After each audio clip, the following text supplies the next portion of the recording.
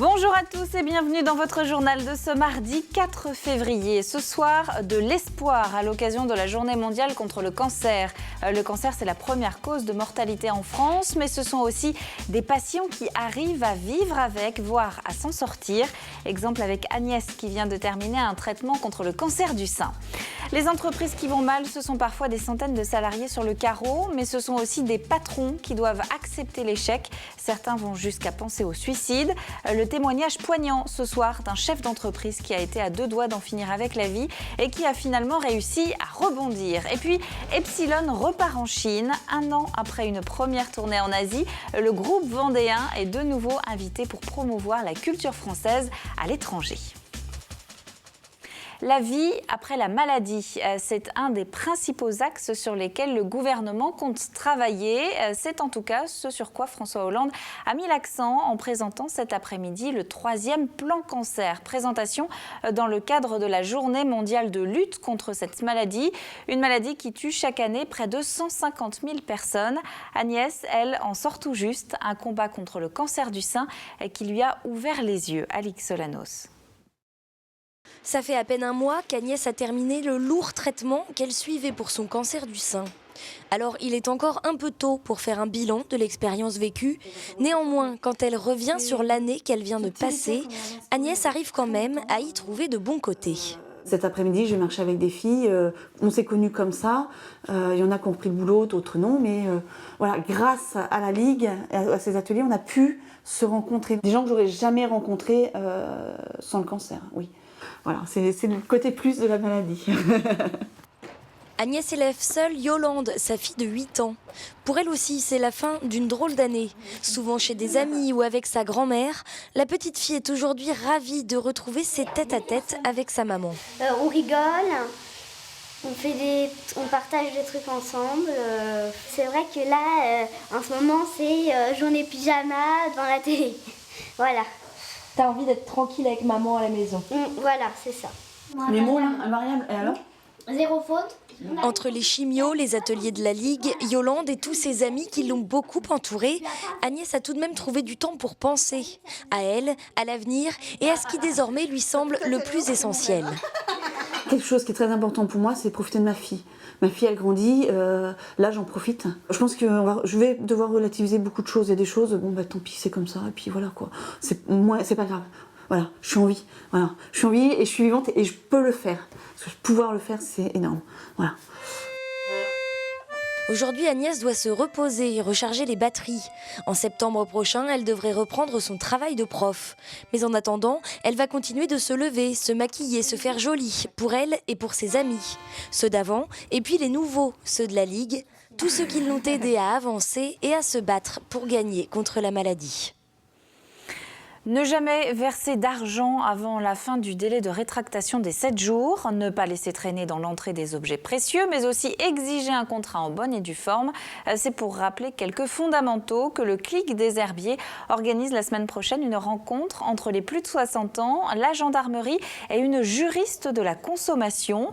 Une rencontre pour lutter contre le démarchage abusif et les vols par ruse en hausse dans le département ces derniers mois.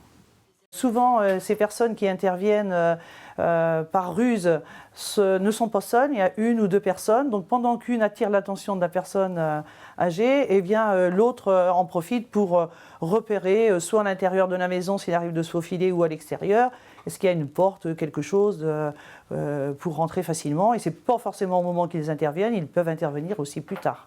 Cette réunion est donc prévue mardi prochain, le 11, à partir de 14h30, salle du Pontreau, et ça se passe donc aux Herbiers. Le très haut débit arrive en Vendée. On en a déjà parlé, mais cette fois-ci, les travaux ont commencé. Exemple, vous allez le voir à Saint-Sulpice-le-Verdon, où plus de 300 foyers vont pouvoir bénéficier en octobre prochain de la fibre optique. Au total, 400 km de ces fils en verre devraient être déroulés dans le département. 115 communes sont concernées, 30 000 internautes actuellement en bas débit. Notre objectif sur ces 115 communes qui ont ces poches de bas débit, c'est de faire une montée en débit, c'est-à-dire de multiplier par 10 ou par 15 les débits avec une fibre qui vient du central téléphonique jusqu'à ce qu'on appelle le sous-répartiteur, c'est-à-dire ce qui envoie le signal tout près des maisons. Un ouvrier est mort hier matin sur le chantier de rénovation du lycée Rabelais à Fontenay-le-Comte. Il a été écrasé par l'engin qui devait combler un trou et qui s'est retourné. Une enquête est en cours pour déterminer les causes exactes de cet accident. En 7 mois de crise économique, Jean-Pierre Quélien a perdu 70% de son chiffre d'affaires. Une situation qui a conduit ce chef d'entreprise vendéen à envisager le pire. Une situation face à laquelle aussi il n'existe pas encore beaucoup d'outils de prévention.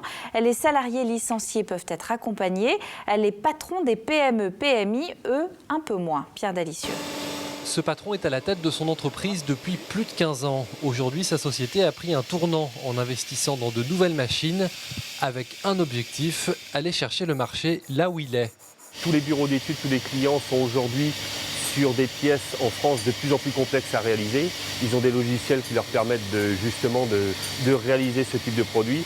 Nous, en nous équipant de cette machine-là, ça nous a permis de répondre à ce type de clients. Pourtant, ici, la conjoncture de 2008 a fait de gros dégâts. Ce dirigeant a pris la crise de plein fouet, un choc qu'il n'est pas prêt d'oublier. En mai 2008, de mai 2008 jusqu'à décembre 2008, j'ai perdu 70% de mon chiffre d'affaires. Dans notre tête, on perd tout, quoi. Mais on ne perd pas simplement l'entreprise, on peut perdre sa maison, on peut perdre toute une vie en 15 ans, 20 ans d'application dans une entreprise. On le perd on peut le perdre dans l'espace d'un mois, quoi. Une situation particulièrement traumatisante. Ce patron a dû également licencier des salariés qu'il voyait tous les matins. Plus qu'une mauvaise expérience, un véritable cauchemar qui peut parfois pousser jusqu'au suicide. Ouais, je pense que j'ai dû y penser, ouais. On est tellement rendu bas que je ne pourrais pas dire... Ouais, je pense qu'on y pense. Ouais. On peut y penser. Ouais. Et beaucoup de gens, je pense, ont dû y penser des moments où on arrive dans ce genre de situation, quoi. Voilà. Je pense que c'est une situation où on est vraiment seul, on est vraiment dans la solitude totale. À la Fédération française du bâtiment, on connaît bien ce problème. Pour eux, on ne parle pas assez de la détresse des patrons. Quand un salarié de la Poste se suicide ou de France Télécom, les médias s'en mêlent. Quand un chef d'entreprise se suicide, on n'entend pas beaucoup parler. Alors c'est vrai qu'il y a moins de chefs d'entreprise que de salariés, mais il y a une vraie détresse de ces gens-là, parce qu'ils sont en caution personnelle sur leurs biens, ça remet en cause toute leur vie, quoi, quand ils sont en difficulté. Depuis un an, le secteur du bâtiment est dans le dur de la crise. En Vendée, sur les 500 adhérents de cette fédération, 1 sur 2 est en difficulté. Il a fallu donc s'adapter. On est obligé de modifier notre façon de gérer nos adhérents, de leur proposer d'autres services. Mais c'est un peu aujourd'hui des services d'urgence qu'il faut qu'on... Donc il y a une plaie, il y a une hémorragie, il faut qu'on colmate tout de suite. Dans quelques temps ici, des formations seront proposées pour les patrons en détresse. Notre dirigeant, lui, ne dit pas encore avoir totalement remonté la pente. Mais depuis 2010, son chiffre d'affaires augmente chaque année de 20%. Et puis on apprenait il y a quelques jours que les agriculteurs étaient les actifs les plus exposés au burn-out. Le syndrome d'épuisement professionnel concerne quasiment un quart du secteur. Une profession qui doit jongler entre de nombreuses démarches administratives, le bon fonctionnement de l'exploitation évidemment, mais aussi les contraintes environnementales de plus en plus nombreuses. Un sujet dont les éleveurs ne manqueront sûrement pas de parler demain avec Stéphane Le Foll. Le ministre de l'Agriculture sera en Vendée à l'occasion de l'Assemblée générale de la Fédération nationale bovine, réunion au Sables-d'Olonne. Un mot de prudence à présent. Alors on y reviendra dans le bulletin météo juste après ce journal, mais une nouvelle vigilance orange vague submersion est en vigueur jusqu'à demain après-midi. Elle concerne toute la côte atlantique. Au programme, une surcote importante, une très forte houle et un vent soutenu. Les coefficients sont moins élevés que la semaine dernière, mais il faut donc rester prudent. Un mot de politique à présent, avec la présentation de la liste de Pierre Regnault à La Roche-sur-Yon. Le maire sortant a donc présenté ses colistiers ce midi. Il en faut 45 dans cette ville de plus de 52 000 habitants. À noter la présence de Nathalie Michaud, celle qui avait interpellé François Hollande lors de sa visite à La Roche-sur-Yon en août dernier sur le chômage des seniors. On écoute Pierre Regnault, il évoque une liste renouvelée à 60%. Il y a vraiment des expériences très riches, des personnalités importantes qui ont une expérience qui vont nous apporter beaucoup et au service des Lyonnais et au service du projet. Et de ce point de vue-là, je suis assez fier de présenter cette liste. Comme vous avez pu le voir, il y a des entrepreneurs, des commerçants, des enseignants, des chefs d'entreprise, des professions médicales, des auxiliaires de vie. Vraiment, toutes les professions sont rassemblées avec des personnalités qui ont une expérience à apporter pour nous aider dans notre projet. Et je crois que c'est vraiment une liste qui ressemble à la ville et qui sera une force importante pour justement mettre en œuvre notre projet au service des Lyonnais, au service de l'intérêt général. Et puis je vous rappelle qu'à La Roche-sur-Yon, 3 autres listes sont annoncées pour le moment comme étant complètes. Celle de Luc Boire, candidat de la droite et du centre, celle de Brigitte Neveu du FN et celle d'Anita Chariot du Front de gauche. Et qu'une autre candidature est évoquée, celle du conseiller municipal sortant, Raoul Mestre. Alors voilà pour La Roche-sur-Yon. On poursuit maintenant notre présentation des listes présentes dans les principales villes et les chefs-lieux de canton du département. Ce soir, direction Chantonnay et ses 8255 habitants.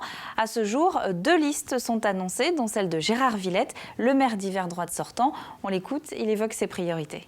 Pour développer une ville, il faut tout d'abord qu'il y ait de l'économie, qu'il y ait de l'emploi et nous nous attacherons durant le mandat prochain à travailler en collaboration très étroite avec la communauté de communes qui a la compétence économique pour faire en sorte de garder une attractivité. Et de l'économie découle bien sûr tout le reste. Il faut avoir des infrastructures scolaires, périscolaires, culturelles et sportives en bon état et qui permettent aux gens de s'épanouir de notre ville, d'y trouver beaucoup de plaisir. Et puis, autre liste présente, celle classée à gauche est menée par Éric Peltanche, enseignant. Il avait été candidat aux élections cantonales de 2008. Et pour ces élections municipales, il entend insister sur 4 axes prioritaires. Principalement sur l'école, où on voudrait plus d'égalité et plus d'équité entre les élèves, notamment à travers des subventions.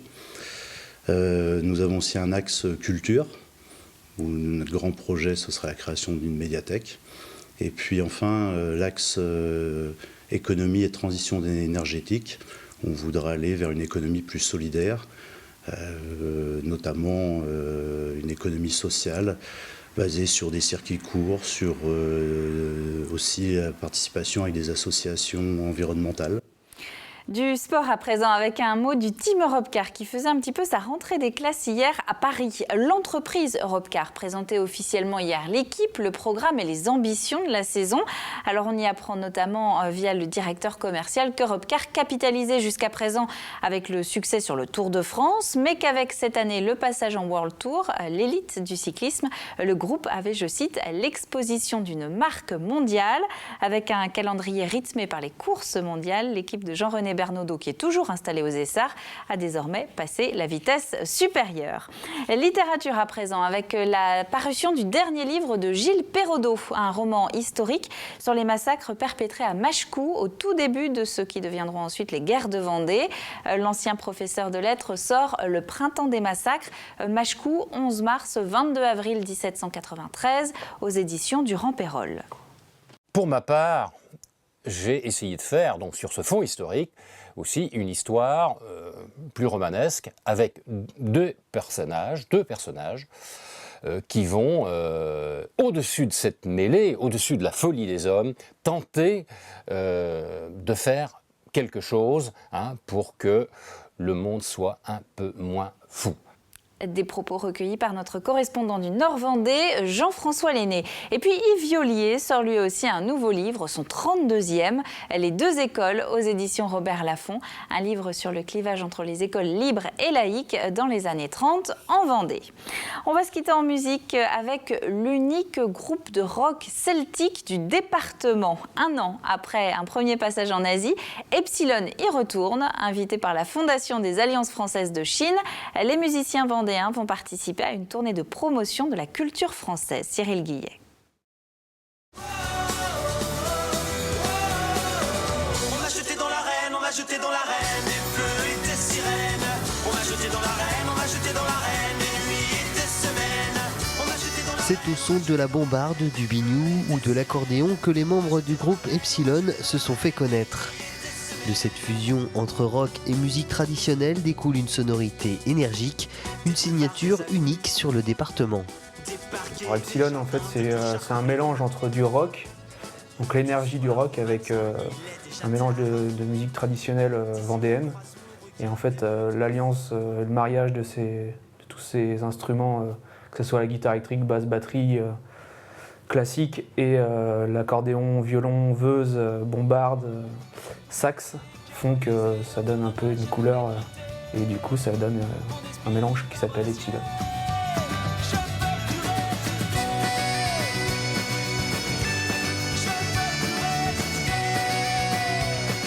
L'aventure a débuté en 2005, la bande de copains se rencontre au collège.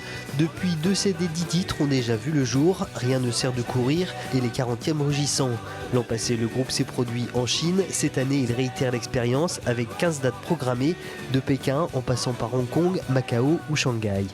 Pour nous, c'est un peu l'inconnu parce que 15 dates en un jour, c'est énorme. Et en plus de ça, la Chine, c'est tellement vaste que entre la route, les avions à reprendre et tout ça, ça va être impressionnant. Et en plus de ça, le public qu'on va rencontrer, on ne les connaît pas, ils ne nous connaissent pas forcément. Mais du coup, nous, on part un peu dans l'inconnu. Mais justement, c'est ça qui est un peu excitant aussi. Je taille la route, je franchis les frontières.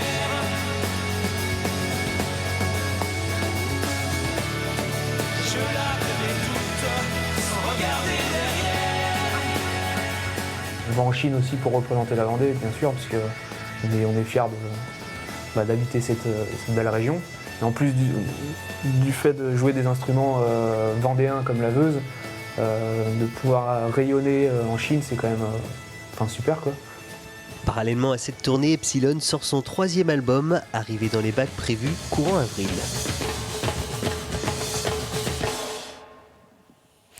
Départ donc d'Epsilon pour la Chine le 3 mars et l'agenda sera chargé au retour également avec donc une vingtaine de dates déjà prévues en France ainsi que la sortie en avril de ce nouvel album. On va revenir un instant sur la météo. Si vous habitez sur le littoral, attention donc à cette nouvelle vigilance orange vague submersion. Elle est en vigueur jusqu'à demain après-midi. Pour tout le monde, autrement du vent, de la pluie, peut-être même de la grêle. Ce qui devrait être en revanche agréable, c'est la douceur des températures. Le bulletin complet, c'est dans un instant avec Armelle Pavageau. C'est la fin de ce journal. Merci à vous de l'avoir suivi. On se retrouve évidemment demain, même heure, pour le prochain point sur l'actu vendéenne. D'ici là, très bonne soirée à vous tous sur TV Vendée et à demain.